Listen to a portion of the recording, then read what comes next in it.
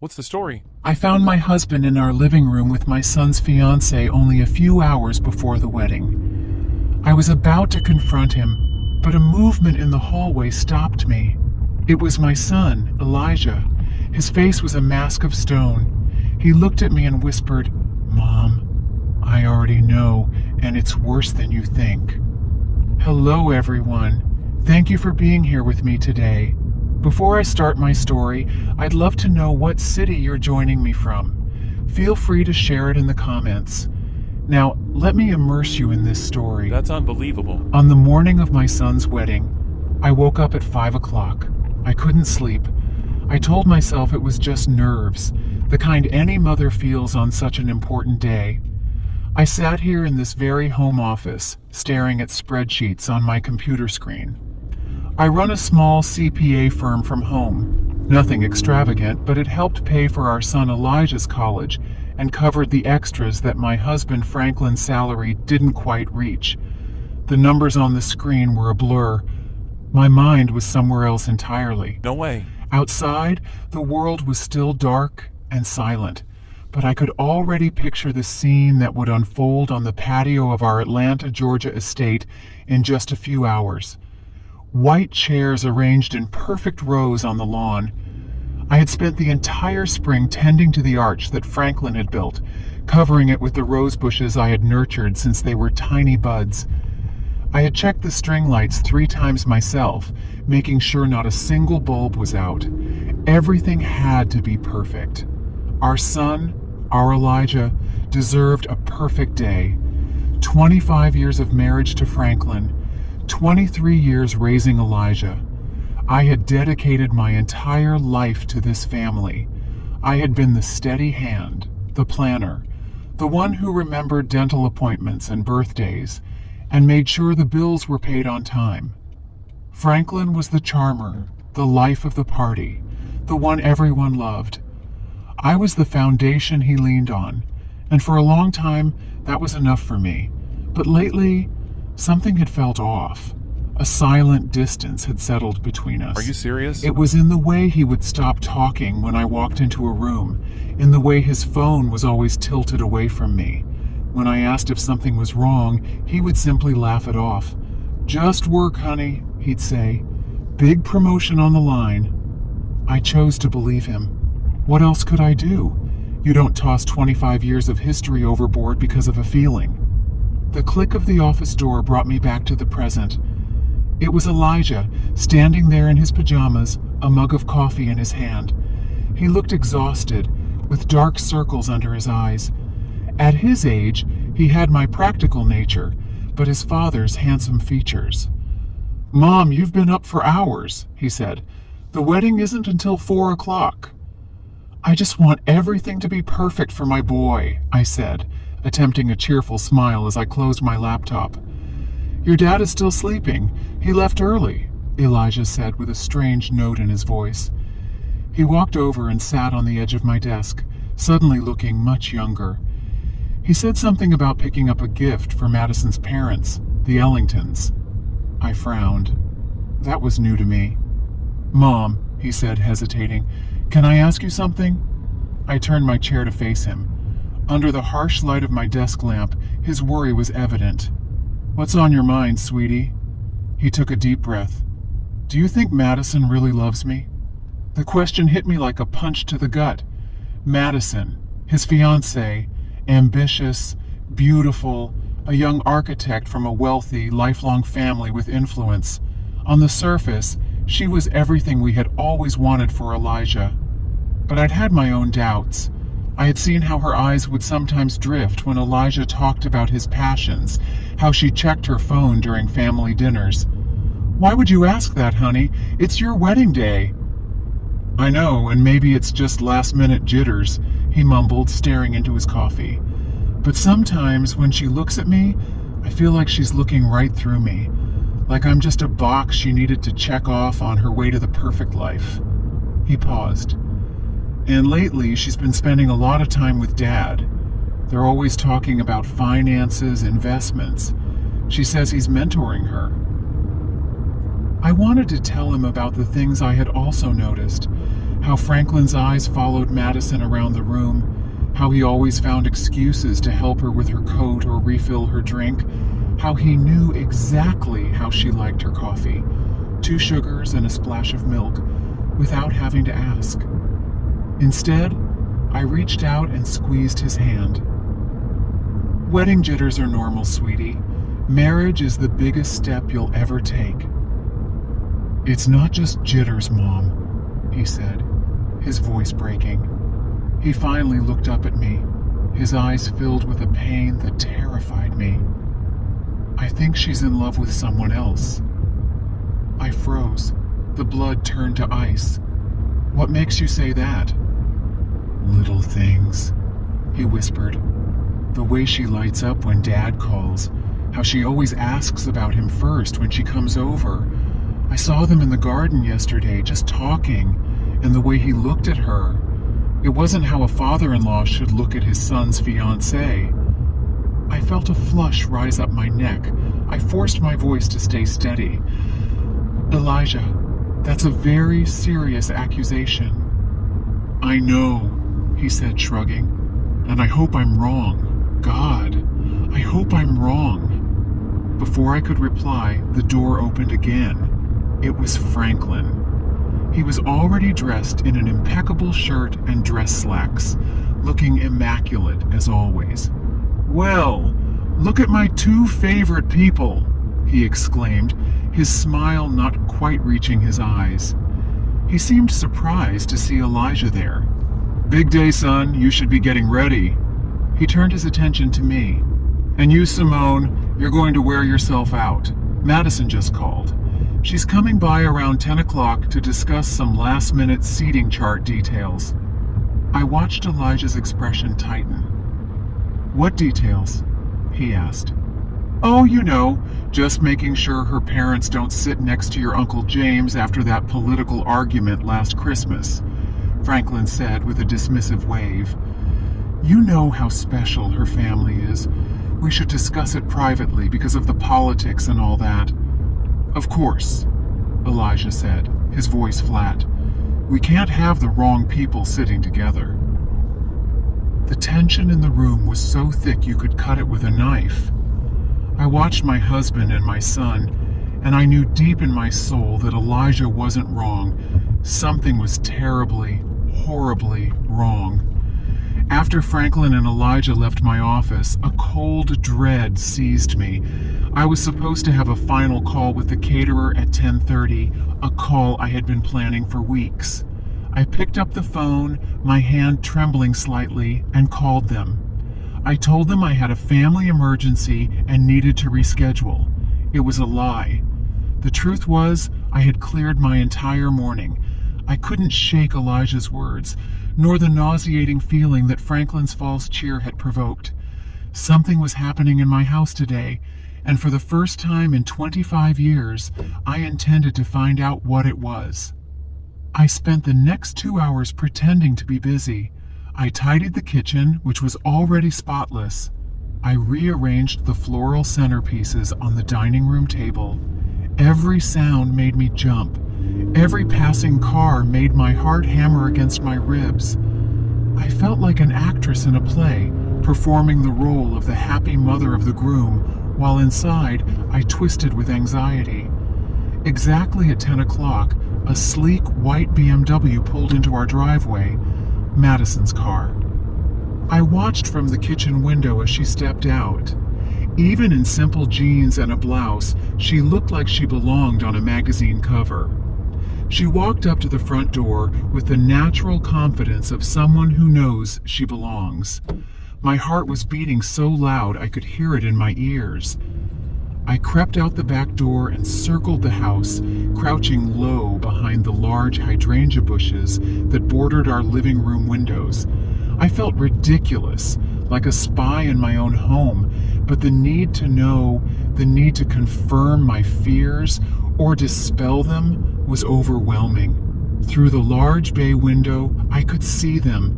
Franklin had let her in, and they were standing by the fireplace, the spot where we took our family pictures every Christmas. He was pouring her a drink. I couldn't hear their words, but their body language said it all. They stood close, too close. His hand rested low on her back. It was a casual gesture, one that could be easily explained away, but it lingered there for a second too long. I clenched my hands into fists, my nails digging into my palms. 25 years we had built a life in this house. We had read stories to Elijah on that very sofa. We had hosted countless family parties in that room. And now my husband was standing there, caressing another woman, my son's fiancée, on our son's wedding day. I was about to stand up, to storm in like a fury, and confront them right then and there. I didn't care about the scene. I didn't care about the wedding.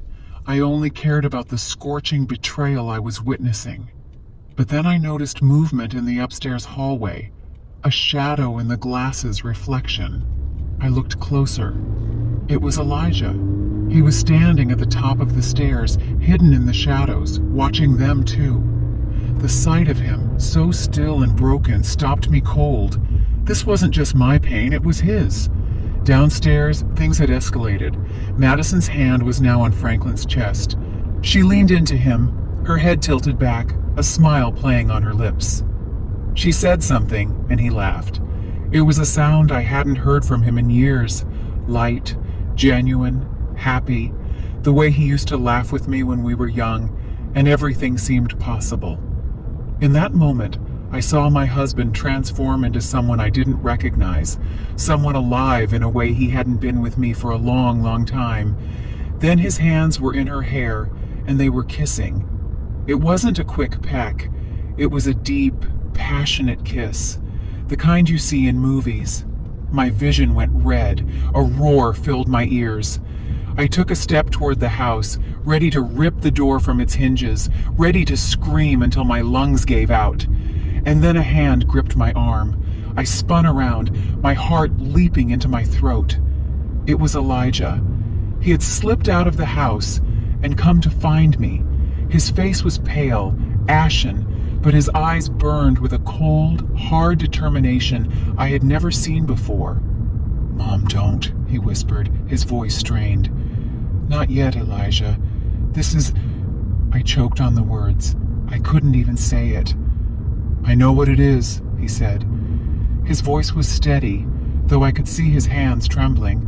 "Mom, I've known for weeks." "Weeks?" The word came out as a strangled whisper. I stared at my son, the boy I had raised, who now looked at me with the eyes of a man who had seen too much. We were still crouched behind the hydrangeas. The beautiful flowers I'd been so proud of were now serving as a hiding place for the destruction of our family. Inside the house, my husband and my son's fiancée had moved from the fireplace to the sofa. I couldn't bear to look. "I didn't want to believe it at first," Elijah said, his voice low and urgent. "I kept making excuses for them. He's just being kind. She's just nervous about joining the family." But it kept happening. The lingering looks, the private conversations, the way she lit up whenever he was near. He corrected himself. The slip-up, a painful reminder of a life that no longer existed. She was supposed to be getting a new mother figure, not a rival. "I mean Madison. Why didn't you tell me?" I asked, my voice shaking with a mix of shock and a strange protective rage. "You shouldn't have had to carry this alone." "Because I needed proof," he said, his jaw clenched. "And because—" he looked at me, his eyes much older than his 23 years. "I wanted to give them enough rope to hang themselves." He pulled out his phone. His hands shook slightly as he tapped the screen. "I hired someone," he confessed. "What did you do?" "What? I'm not stupid, Mom. After I saw them having lunch together a month ago, a lunch Dad told me was a business meeting and she told me was an afternoon shopping with her girlfriends, I knew I wasn't crazy. I needed to know the truth." He handed me the phone. "I hired a private investigator." My breath hitched. "A detective? Elijah, the money—" "Don't worry about the money," he said grimly. It was worth every single cent. The first photo on the screen showed Franklin and Madison walking into the St. Regis Atlanta downtown. The timestamp indicated it was 3 weeks ago, a Tuesday afternoon, when Franklin was supposedly at a regional sales conference. The second photo showed them leaving together 2 hours later, looking heated and disheveled. "There are 17 different occasions," Elijah said quietly, as I scrolled through a gallery of betrayal. Photos of them in dimly lit restaurants across the city.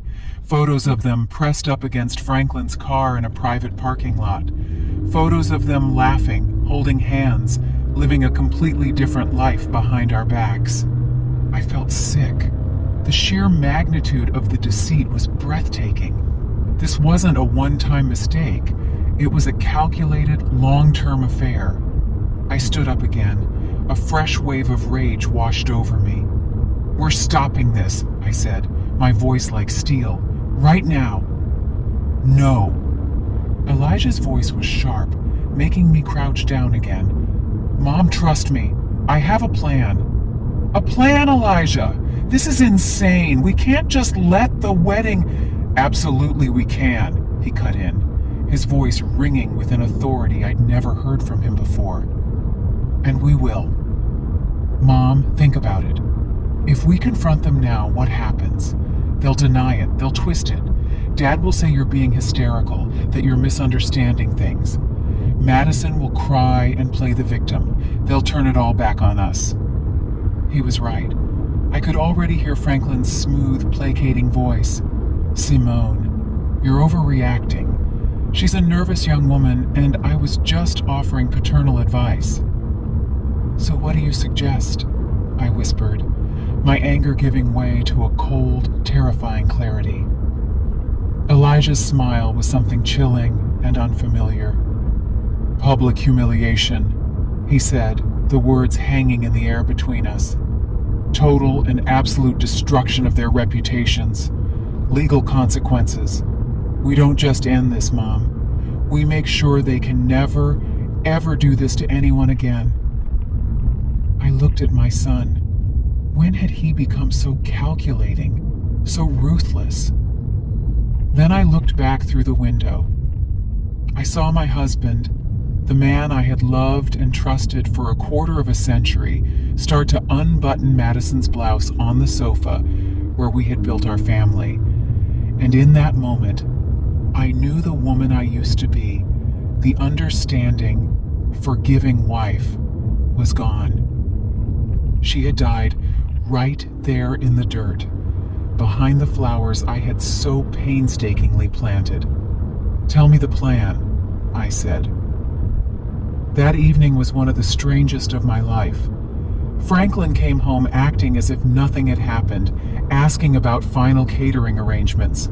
Madison had left hours before, and he was the picture of the loving husband and proud father. He talked about his speech for the reception, about how proud he was of Elijah. The hypocrisy was so thick I could barely breathe. I just nodded and smiled, an empty shell of myself, while inside, I screamed.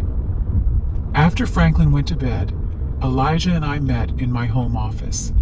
The door was locked, the blinds drawn. It felt like a war room, and in many ways, it was. On my desk lay the beginnings of a file of evidence that would make a prosecutor weep with joy. "Tell me about that detective," I said, studying a surveillance photo that turned my stomach. "Her name is Aisha," Elijah said. "Aisha Whitfield." The name hit me like a splash of cold water. Aisha. My sister, Aisha.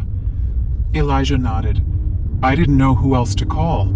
I knew she was a cop for 20 years before retiring and starting her own PI agency. I knew she was smart and she'd be discreet. He looked a little sheepish. I also knew she never really liked Dad. I let out a short, sharp laugh that sounded more like a sob. My little sister, Aisha. We were close, but I hadn't told her about the growing distance with Franklin. I had been too proud, too ashamed to admit my marriage might be failing. "I'll call her," I said, my voice thick with emotion. Aisha answered on the second ring. Simone, it's past midnight. Is everything okay? No, Aisha, nothing is okay. And then the dam broke. I told her everything. What Elijah suspected, what we had witnessed that morning, the photos. I cried ugly, choked sobs for the first time all day. She listened patiently, her voice calm and firm on the other end of the line. There was no shock or surprise, just a grim acceptance. I'm not surprised, Simone, she said quietly when I finished. I've seen the way he looks at that girl. I was hoping I was wrong. Elijah told me about the photos, I said, wiping my eyes. What else do you have? More than you probably want to know. Her voice turned professional. I've been tracking their movements for 3 weeks. They meet twice a week like clockwork at the St. Regis Atlanta. He always pays in cash. They eat lunch at fancy restaurants he'd never take you to. Last week, he took her to Cartier. I felt that flush of rage again. Our money. The money I managed so carefully. The money that was supposed to be for our retirement, for our future. And Simone, Aisha's voice was soft. There's more now. Something bigger. I've been digging into Franklin's financials, trying to figure out where all this cash for the hotel rooms and gifts is coming from. He's been sloppy. What did you find? I asked, dreading the answer. There was a long pause on the line. It's not just Madison, she said, voice heavy. It's not the first time. I found a series of regular monthly payments going back 15 years, always to the same person, a woman named Nicole Jenkins. The name meant nothing to me. Who is she? I did some digging. She was a junior associate at his old firm when Elijah was a child. She left abruptly about 15 years ago. The payments started a few months after she left. Aisha took a deep breath. Simone, she has a daughter, a 15-year-old girl named Zoe. I ran a background check. The father isn't listed on the birth certificate, but I'd bet my license that Franklin is her father. The phone felt heavy in my hand. I couldn't breathe. A daughter, an entire other child. 15 years of lies, 15 years of a double life. The secret trips, the inexplicable expenses, the emotional distance. It all clicked into horrible clarity. I have to know for sure, Aisha, I whispered. I know, she said. I'll handle it. But Simone, you have to be prepared. When this drops, it's going to be a nuclear bomb. I know, I said, my voice cold and hard. That's exactly what we're counting on. The 24 hours leading up to the wedding were a blur of calculated deception. I moved through the preparations like a ghost, my body on autopilot while my mind raced. I smiled at relatives. I approved the final table settings with the wedding planner. I even helped Franklin with his tie, my fingers brushing the silk fabric as I imagined tightening it around his neck. Every interaction was a performance, every polite word a lie. Aisha worked quickly. She was a professional, and this was now personal. She told me she had a contact at a private lab. It's risky, Simone, but if we can get a clean DNA sample from Franklin, we can get a non-legal preliminary comparison to a sample from the girl. That night, after Franklin fell asleep, snoring softly beside me in the bed we had shared for a quarter century, I crept out of the room. My heart pounded with every creak of the floorboard. I went to the bathroom and took his toothbrush from its holder. My hand shook so badly I almost dropped it. It felt like the ultimate violation. But what was this compared to the violations he had committed against me, against our family? I carefully tucked it into a plastic bag and left it in the mailbox for Aisha to collect before dawn. The next day, as the house buzzed with the chaotic energy of florists and photographers, Aisha called. I've got more on the money, she said, her voice grim. It's worse than we thought. We met in my car, parked on the street, away from the house. the only place I felt safe to talk. She opened a laptop and turned it toward me. On the screen was a spreadsheet, a dizzying array of numbers and dates. I did a full analysis of your joint accounts, your retirement funds, everything, she said, pointing to a highlighted column. Look at the pattern. For years, Franklin has been making regular cash withdrawals, small amounts, 500 here, 700 there, never more than 1,000 at a time, always from different branches. I thought it was for his hobby, I said, stunned. He always told me he was investing in rare coins, something that required cash transactions. Another lie. His hobby was named Madison, Aisha said dryly. The cash for the hotel rooms, the expensive dinners, the gifts, that Cartier necklace. He paid for half of it in cash, but that's not the worst part. She clicked another tab. He's been taking loans out against your pension plan. I stared at the screen. There it was in black and white. A series of loans taken out against the retirement account I had so diligently contributed to from my small business. The account that was supposed to be our safety net, our security for old age. He had drained almost $60,000 in the last 18 months. How? I whispered. He would have needed my signature. He forged it, Aisha said quietly. I compared the signature on the loan documents to your signature on your tax returns. It's a good forgery, but it's not yours. A wave of nausea hit me. This was beyond deceit. This was theft. He wasn't just breaking my heart. He was systematically dismantling our future, piece by piece, to fund his sordid affair. He was robbing me of the college fund we had built, of the life we were supposed to share. He was gambling with my entire future. And Madison? I asked, my voice barely audible. She's not an innocent victim, Aisha said, her gaze hard. I'll get to her, but first, there's something else. She hesitated. Then she handed me a large manila envelope. The preliminary DNA results came in this morning. My hands began to shake as I opened it. I scanned the page. The scientific jargon blurred until I found the conclusion at the bottom of the page. Probability of paternity, 99.999%. I stared at the words until they were burned into my memory. Zoe Jenkins was Franklin's daughter. 15 years of loving him, trusting him, building a life with him while he had another daughter, another family hidden in the shadows. I rested my head on the steering wheel, the cool leather against my hot forehead. I didn't cry. I was beyond tears. A strange, terrifying calm came over me. The pain was still there, a massive gaping wound in my chest. But now, it was accompanied by something else, a cold, hard resolve. He wasn't just going to lose his wife. He was going to lose everything. Sitting in the car with my sister, that flimsy piece of paper in my hand felt heavier than a tombstone. It was the death certificate of my marriage, of the life I thought I had, a 15-year-old daughter.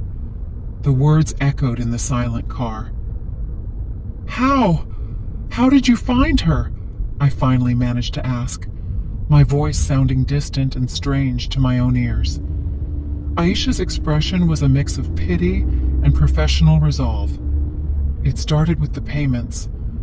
Once I had Nicole Jenkins's name, it wasn't hard to locate her.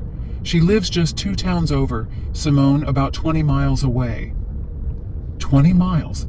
For 15 years, he had been living a secret life a short drive away. How many times had he told me he was working late? How many business dinners had he attended? How many weekend golf trips had he taken? My mind spun as I mentally reviewed years of excuses and lies, each one now taking on a new, sinister meaning. I swung by the house yesterday morning, Aisha continued, her voice soft. I posed as a market researcher. Nicole opened the door, and behind her I saw the girl, Zoe. Simone. She's the spitting image of him. The same dark, intelligent eyes that first drew me to him all those years ago. The same smile. She's unmistakable. I imagined it. An innocent teenager in all this who looked just like my husband. A sister my son never knew he had. The thought was so surreal, so monstrous, that I couldn't fully process it. My family wasn't just broken, it was a fraud, a carefully constructed lie that I had unknowingly helped maintain for more than half my life. Does the mother, Nicole, know about me? About Elijah? I asked. I can't say for sure, Aisha admitted. But the way she lives, a nice house in a good school district, but no flashy career, it's clear Franklin is her primary source of financial support. She has every reason to keep things quiet. He wasn't just paying child support, Simone. He was funding her whole life with my money, with our money, my consulting money, our joint savings, the money he stole from our retirement. The betrayal was so deep, so layered, I felt like I was drowning. It was a systematic plunder of my life's work, my trust, and my future. I handed the DNA report back to Aisha. Put it with the rest of the evidence, I said. My voice, stripped of emotion, was numb. The shock was so profound, it had short-circuited my ability to feel anything but a cold, heavy emptiness. I thought about that girl, Zoe. What kind of man tells his daughter he can't acknowledge her? What kind of man raises one son in the light while keeping another child hidden in the dark? The cruelty, not just to me and Elijah, but to this innocent girl, was astonishing. And what about Madison? I asked, needing to shift my focus, to latch onto a target for the anger that was starting to melt the ice in my veins. You said there was more on her. Aisha nodded, her expression hardening again. Right, Madison. Let's talk about the fiancé. She turned the laptop back to me and opened a new file. She's not just sleeping with your husband. She's been embezzling funds from her law firm. The words took a moment to register.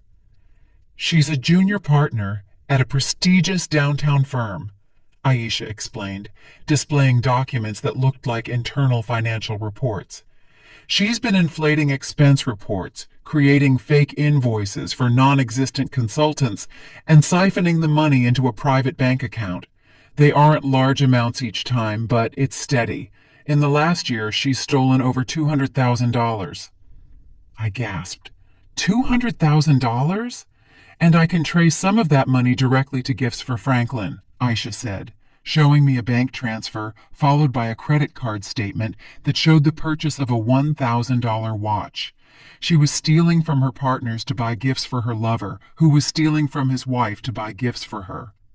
It's the most perfectly disgusting circle of deceit I've ever seen. So Madison wasn't just a homewrecker. She was a criminal, a thief, and she was about to marry my son, bringing her corruption and lies into the heart of what was left of my family. The numbness in my chest vanished, replaced by a white-hot fury. This wasn't just about a broken heart anymore. This was about protecting my son. This was about justice. This was about making sure these two people faced the consequences for every lie, every dollar, every broken promise. Okay, I said, looking my sister in the eye. The wedding plan. Let's go over it one more time. I want it to be perfect. The knowledge of Madison's embezzlement added a dark, criminal layer to the already stunning betrayal. It changed everything. This was no longer just a messy, heartbreaking domestic drama. It was a conspiracy of fraud and theft perpetrated by the two people who should have been closest to us. How did you get all this? I asked Aisha, pointing to the damning financial documents on her laptop screen. We were still in my car, the air thick with the smell of conspiracy and stale coffee. Madison isn't as smart as she thinks, Aisha said with grim satisfaction. She got careless, and I have friends on the police force who were willing to pull some strings when they heard the story. A buddy of mine on the Economic Crimes Unit took one look at these patterns and knew exactly what he was seeing. She pointed to the screen. She was moving the money through a shell corporation she set up using her mother's maiden name. It was amateur. I thought of Madison's parents, the Ellingtons. They were pillars of the community. Her father was a respected federal judge. Her mother was on the board of 3 different charities. They moved in circles where reputation was everything. They believed their daughter was a shining star on the rise, marrying into a good, stable family. They had no idea their golden girl was a thief, and the stable family she was marrying into was a house of cards built on lies. The public humiliation was going to destroy them, too. For a fleeting instant, I felt a pang of pity for them. They were innocent collateral damage, but that feeling was quickly extinguished by the fire of my own betrayal. So Franklin is stealing our retirement money to buy gifts for his mistress, I summarized, the words tasting like venom. And Madison is stealing from her firm to buy gifts for my husband, her lover, who is also her future father-in-law. I shook my head in disbelief. This is movie stuff. It gets better, Aisha said, a wry twist to her lips. Some of the money Franklin took out of your pension plan, he invested in a sure-thing real estate deal Madison recommended to him. Let me guess, I said, my voice dripping sarcasm. The deal fell through. The deal never existed, Aisha confirmed. The money went straight into that secret account of hers. She was stealing from him, too. He was so blinded by his own ego and infatuation that he never even saw it. I had to laugh. It was a bitter, joyless sound. My brilliant, charming husband, the man who always thought he was the smartest person in the room, was being conned by a 20-something embezzler. It was almost poetic. We spent another hour going over the evidence Aisha had collected. She had everything: bank statements, surveillance photos, cash-paid hotel receipts, forged loan documents, and now a full criminal file on Madison's activities that was ready to be handed to the prosecutor. And, of course, the DNA report, the irrefutable proof that cemented 15 years of deceit. I looked at the file, the neat tabs and organized pages that represented the complete demolition of my life. 25 years of marriage reduced to a stack of incriminating documents on the passenger seat of my car. Suddenly, a wave of exhaustion washed over me, so deep it felt like a physical weight pressing on my chest. Aisha, can we do this? I whispered. Can we really stand up in front of 300 people and do this to our family? Aisha reached over and put her hand on my arm. Her grip was firm, reassuring.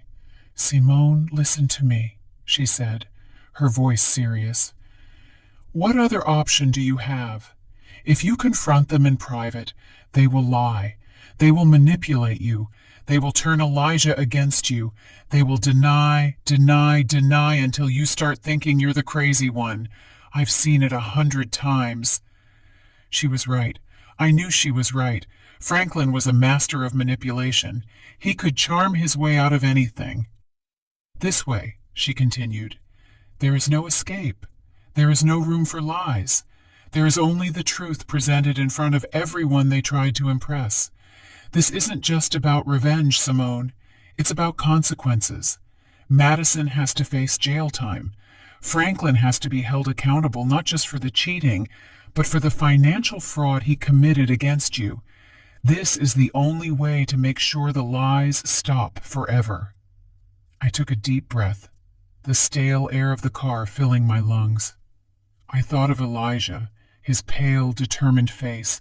I thought of Zoe, the daughter I never knew. I thought of the 25 years I had given to a man who had been lying to me since the beginning. "You're right," I said, my voice clear and firm again. "It's the only way." I started the car. "Let's go. We have a wedding to prepare for." The final hours before the wedding were the most surreal of my life. I went home and resumed my role as the calm, happy mother of the groom. I felt a strange sense of detachment, as if I were watching a movie of my own life. I saw myself laughing with my cousins, complimenting my sister-in-law's dress, and assuring the caterer that everything looked wonderful. Inside, I was a coil of tension and grief, but outside, the picture of maternal pride. Franklin was in his element, socializing with the early arriving guests, accepting congratulations with a wide, confident smile. He pulled me aside at one point, his arm around my waist. "You look beautiful, Simone," he said, his voice a low murmur in my ear. "Isn't it a perfect day?" I looked into his eyes, the eyes of the man I had loved for more than half my life, and felt nothing but cold, desolate emptiness. I smiled back. Perfect day. My son Elijah was a mirror of my own forced composure. He greeted his friends, posed for photos with his groomsmen, and played his part perfectly. But every time his eyes met mine across the crowded lawn, I could see the same steel resolve reflected there. We were in this together. We were soldiers waiting for the signal to strike. The plan was simple, and Aisha had rehearsed it with us until we knew it by heart. She had arrived early, disguised as a member of the catering staff. Her professional audio-visual equipment was hidden in plain sight. She had connected her laptop to the large projection screen we had rented, supposedly for a sentimental slideshow of Elijah's baby pictures. No one suspected a thing. She had a small remote control in her pocket. When the time came, all she had to do was push a single button. I had my own role to play. I had prepared the divorce papers with my attorney a week prior, a fact I had kept secret, even from Elijah. They were signed and notarized in a sealed envelope in my clutch purse. I also had a flash drive with copies of every piece of evidence Aisha had gathered. One way or another, my marriage would officially end today. There was no going back. I wasn't just planning a confrontation, I was planning the first day of the rest of my life. At 4:05, I took my seat in the front row. The string quartet began to play, and the wedding party made their entrance. Franklin sat beside me, squeezing my hand with what appeared to be genuine affection. I felt a tremor of revulsion, but forced myself not to pull away. Madison appeared at the end of the aisle, a vision in white lace. She looked radiant, beautiful, and utterly fraudulent. She smiled at the crowd. Then her eyes found Franklin in the front row. For a split second, a look passed between them, a look of shared secrets, of triumphant conspiracy. They thought they had won. They thought they were just minutes away from cementing their perfect, deceptive future. Elijah stood at the altar, his face an unreadable mask. When Madison joined him, he took her hand. His expression never wavered. He looked out at the crowd, his eyes scanning the faces until they landed on mine. He gave a single, almost imperceptible nod. It was time. The officiant began the ceremony with the usual words about love, commitment, and fidelity. The irony was so dense it was nearly suffocating. I wondered if Franklin and Madison were even listening, or if they were already planning their next secret rendezvous. The ceremony continued. They exchanged vows they didn't mean, promises they had already broken 100 times. My stomach churned with every lie that left their lips. Finally, the officiant reached the critical moment. He smiled benevolently at the crowd. If anyone here has any reason why these two should not be joined in holy matrimony, speak now or forever hold your peace. A silence fell over the 300 guests. This was the moment. My heart hammered against my ribs so hard I thought it might break through. I could feel everyone's eyes on us. I took a slow, deliberate breath. Then I stood up. The moment I rose, a collective gasp ran through the 300 guests. The air, which had been filled with the soft melodies of the string quartet and the warm afternoon breeze, suddenly became thick and silent. All heads in the garden turned toward me. I could feel their confusion, their shock, their curiosity, like a physical force. Franklin, sitting next to me, went rigid. "Simone, what are you doing?" he hissed, his hand grabbing my arm. "Sit down. You're making a scene." I shook his hand off as if it were a venomous snake. I looked past him, my eyes fixed on my son Elijah, who stood at the altar, his face pale but resolute.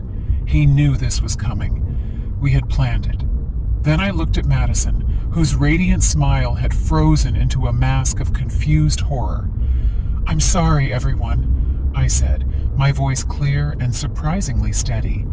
It carried across the silent garden. "I apologize for the interruption, but I believe the officiant asked if there was any reason this marriage should not proceed." I paused, letting the weight of my words settle. "And yes, I do. I have a reason." A wave of murmuring swept through the crowd. I saw Madison's father, Judge Ellington, begin to rise from his seat, an expression of thunderous indignation on his face. "Mrs. Whitfield, what is the meaning of this?" he boomed. "The meaning, Judge Ellington," I said, turning to face him, "is that your daughter is about to marry my son under false pretenses, and I believe you and everyone else gathered here today deserve to know the truth." I pulled the small remote control from my purse. It was the one Aisha had given me.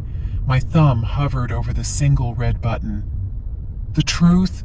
Franklin sputtered, his face flushing crimson. "Simone, you've lost your mind. You're embarrassing our son." "Am I, Franklin?" I asked calmly, turning my gaze back to him, my voice dropping to an icy calm. "You're the one who has embarrassed our son, you and your mistress." With that, I pressed the button. Behind the altar, the large screen that was supposed to show a slideshow of Elijah's baby photos sprang to life. The first image that appeared was a crisp surveillance photograph of Franklin and Madison, locked in that passionate kiss in our living room, the one Elijah and I had witnessed just the day before. The crowd erupted. There were screams, gasps, people standing up to get a better look. I saw Madison's mother bring a hand to her chest, her face ashen.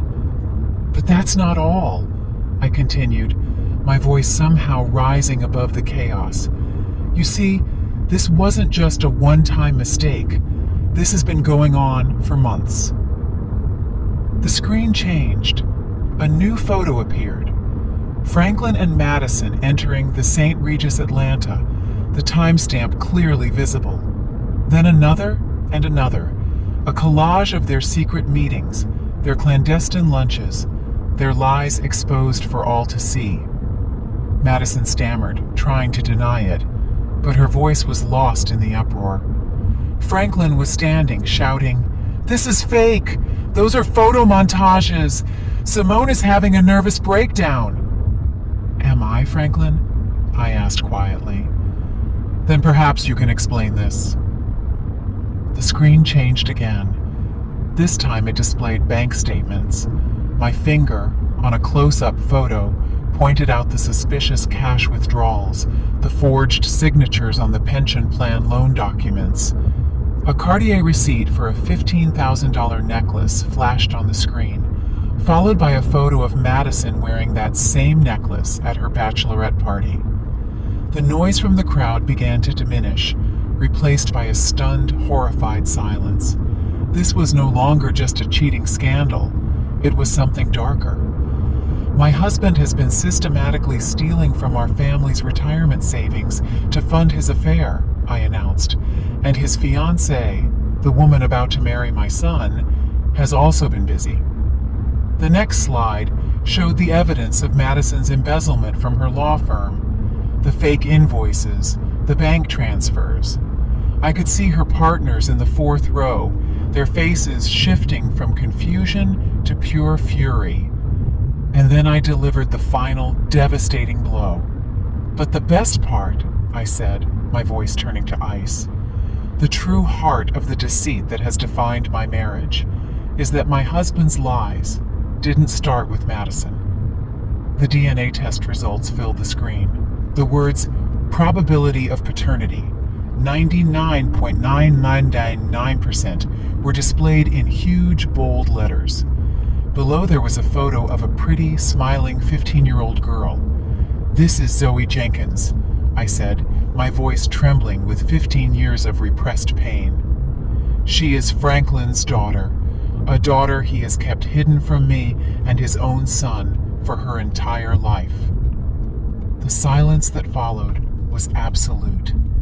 300 people staring at the evidence of a betrayal so complete, so devastating, that even the most seasoned gossips were left speechless. And in that perfect, terrible silence, I watched the world I had known for 25 years burn to the ground. The silence was broken by a single, sharp sob. It came from Madison, who staggered, her face a ghastly white against the pure white of her wedding dress. Then she collapsed onto the ground in a heap of lace and shattered dreams. That single sound broke the spell. The garden erupted into chaos. People were yelling, pointing, pulling out their phones to record the disaster.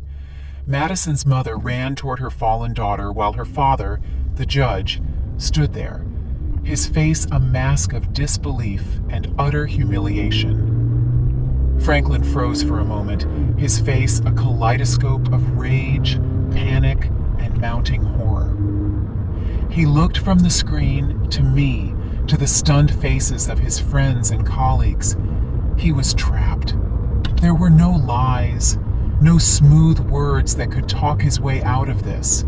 His carefully constructed world had been publicly and irrevocably demolished. Then, he did the only thing a coward could do. He ran. He bolted, shoving his way through the stunned crowd, knocking over a tray of champagne glasses as he scrambled toward the parking area. He was literally trying to flee the scene of his own life's implosion, but Aisha was waiting for him. My sister, still in her catering uniform, stepped out from behind a large oak tree bordering our property. She was a petite woman, but she moved with the confidence of a seasoned police officer. As Franklin ran past, she put out her foot. It was a perfectly executed trip. Franklin fell hard, hitting the manicured lawn and sliding for a few feet in his expensive wedding suit. "Going somewhere, Franklin?" Aisha asked casually, walking over to where he lay sprawled and gasping. By then, Elijah had left the altar and was beside me. He put a firm arm around me. Madison was back on her feet, supported by her sobbing mother, and pointed a shaking finger at me. You planned this?" she shrieked, her voice high with hysteria. "You planned this whole thing to ruin my life." "No, Madison," Elijah said, his voice cold and clear, cutting through her hysterics. "You ruined your own life, you and him." He gestured toward his father, who was now being helped up by Aisha. "Let go of me," Franklin demanded, trying to pull his arm free from my sister's firm grasp. "Can't do that, Frankie," Aisha said, using a childhood nickname that made him flinch. "You see, I'm a licensed private investigator, and I have reason to believe you have committed multiple felonies, including financial fraud. But don't worry, we're not here to talk about you right now." She looked over her shoulder. "My business is with her." 2 uniformed police officers were walking calmly through the parting crowd. They weren't here for Franklin's fraud. That would be a civil matter for my lawyer to handle. They were here for Madison. "Madison Ellington?" one of the officers asked, his voice quiet but authoritative. Madison's eyes went wide with terror. "No," she whispered. "You are under arrest on suspicion of embezzlement and wire fraud," the officer continued, as his partner took her arms and gently applied the handcuffs. The click of the cuffs closing was the loudest sound I had ever heard. I saw Madison's face crumble as the realization hit her that this was not just public humiliation. This was not just a canceled wedding. This was real. There were going to be real, legal consequences. Her life, as she knew it, was over. As the police led a sobbing Madison away, her parents watched in stunned horror. The photographers who had been hired to capture a fairy tale were now capturing the fall of a prominent family, their flashes popping relentlessly. The crowd began to disperse. Some left quickly, not wanting to be a part of the disaster. Others lingered, whispering in shocked huddles, their phones still held high, recording everything. In the midst of the chaos, I finally felt my strength leave me. Elijah held me. "It's over, Mom," he whispered. "It's finally over." I looked around at the ruins of the perfect day I had planned. It was a mess. It was a nightmare. But for the first time in months, I felt like I could finally breathe. If you're still listening, would you do me a huge favor and hit the like button on this video and comment the number 1 below? It lets me know you've supported me and tells me you're here with me on this journey. Your support is a huge encouragement to me. Please comment the number 1 and let me tell you what happened next. The 3 hours that followed the explosion were a blur of flashing blue lights, hushed conversations, and the slow, painful process of dismantling a wedding that never was. The police took our statements. Madison was driven away in a patrol car, her beautiful wedding dress looking absurd and tragic in the harsh glare of the setting sun. Franklin, after being questioned and released, simply disappeared. He got into his car and drove away without a word to me or his son. "And you?" Elijah asked, a flicker of the old warmth returning to his eyes. "I don't know yet," I answered honestly. "I think I'm just numb." The next few weeks were a painful, messy ordeal. The story, as expected, became a local media sensation. Scandal on wedding day, fiancé arrested at altar, groom's father implicated in decades of deceit. Our names and faces were everywhere. I stopped answering the phone. I stopped leaving the house unless absolutely necessary. My small CPA firm suffered. Some longtime clients quietly took their business elsewhere, uncomfortable with the notoriety. The day after the wedding, I did exactly what I had planned. I walked into my lawyer's office, my purse containing the signed divorce papers and the flash drive of evidence, and I filed. With the mountain of proof we had, Franklin didn't even try to fight. The legal process was swift and brutal. In the settlement, I got the house and a significant portion of his remaining assets as compensation for the fraud he had committed against our retirement funds. It wasn't a victory, it was restitution. Madison, facing overwhelming evidence, took a plea deal. She was sentenced to 2 years in a low-security prison and ordered to pay back every last cent she had stolen. Her family's reputation was shredded. Franklin's fall was quieter but no less complete.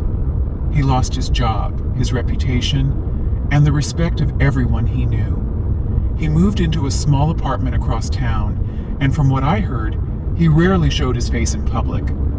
But the most complicated part of the aftermath was Zoe. 2 weeks after the wedding, I received a letter. It was from Nicole Jenkins, Zoe's mother. It was short and to the point. She apologized for the pain her past relationship with Franklin had caused and said her daughter Zoe had learned the truth from the news and wanted to meet Elijah and me. I sat with that letter for 3 days. What was I supposed to do? This girl was the living embodiment of my husband's biggest betrayal, but she was also an innocent. She hadn't asked for any of this. She was my son's sister. I showed the letter to Elijah. He read it, his face grim. "I want to meet her," he said immediately. "She's my sister, Mom. She deserves to know her family, or what's left of it." So I made the call. We agreed to meet at a neutral location, a quiet coffee shop in a town halfway between ours. I was terrified. As we waited for them to arrive, I twisted the napkin in my hands until it was a frayed mess. Then they walked in. Nicole was an ordinary, tired-looking woman who seemed to carry the weight of her secrets in the slump of her shoulders. And behind her was Zoe. The moment I saw her, my breath caught. Aisha was right. She had Franklin's eyes, the same dark, intelligent eyes that had made me fall for him all those years ago. She looked scared and uncertain, clutching a book to her chest like a shield. And in that moment, looking at this innocent girl who was a victim in all of this, I knew my anger was not with her. It was with him, always him. That first meeting with Zoe was awkward. Words felt clumsy and inadequate. Elijah, bless his heart, did most of the talking. He asked her about high school, about the book she was holding, about her life. He didn't ask about Franklin. He simply treated her like a person, like a sister he was meeting for the first time. I, for the most part, just watched, trying to reconcile the image of this shy, sweet girl with the monumental lie she represented. Slowly, tentatively, we began to build something new. We met again for coffee, then lunch. Elijah and Zoe started texting, discovering a shared love for old movies and spicy food. I found myself looking forward to seeing her, hearing about her life. She was bright, funny, and kind. She was an innocent soul caught in the wreckage caused by our parents. A year passed. Life settled into a new, unfamiliar rhythm. The divorce was finalized. The media storm subsided, replaced by newer, fresher scandals.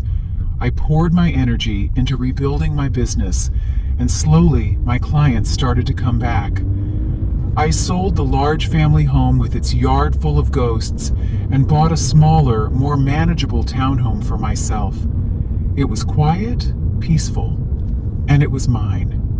Elijah, after months of therapy to work through the trauma of the betrayal, was thriving. He had left his corporate job and gone back to school to pursue his true passion, landscape architecture. He was designing beautiful spaces, creating order and beauty out of dirt and stone, a fitting metaphor for what he was doing with his own life. He was dating a lovely young woman, a kind, genuine librarian who looked at him like he was the only person in the world. And Zoe. Zoe had become a part of our lives. She came over for dinner every other Sunday. She and Elijah had developed a real sibling bond, teasing each other and talking for hours. I found myself feeling a fierce, protective love for her. She was no longer a symbol of betrayal.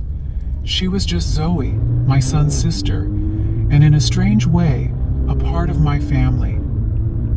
One evening, about a year after the wedding that wasn't, I was sitting in the living room of my new home when the doorbell rang. It was Franklin. I hadn't seen or spoken to him since the day he fled our ruined reception. He looked diminished, older, grayer, the confident arrogance gone, replaced by a deep weariness. He asked if he could come in. I hesitated. Then I stood aside. He told me he was in therapy. He said he was trying to understand why he had done the things he had done. He apologized.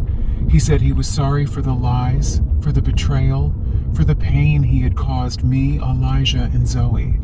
I listened, and I knew he meant it, but an apology couldn't erase 25 years of deceit. "I forgive you, Franklin," I said, and I was surprised to find I actually meant it. Not for you, but for me. I can't carry that anger anymore. It's too heavy. I looked him in the eye.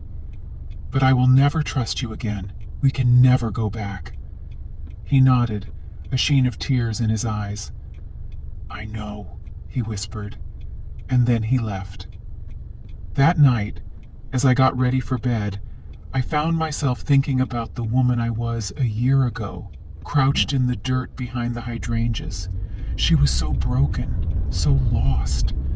I wished I could go back and tell her that everything would be okay, that the pain wasn't the end of the story. The family I thought I had was a lie. It shattered into a million pieces on that sunny afternoon, but what Elijah, Zoe, and I built in its place was smaller, quieter, and imperfect. But it was honest. It wasn't built on comfortable lies, but on a difficult, painful, and ultimately freeing truth. We had lost everything, but in doing so, we had found something real. And for the first time in a long, long time, that felt like enough. Thank you. Thank you for listening to my story. If you've been through something similar, or if any part of this has resonated with you, please feel free to share your thoughts in the comments. Your stories matter. And if you'd like to hear more, please consider liking this video and subscribing to the channel.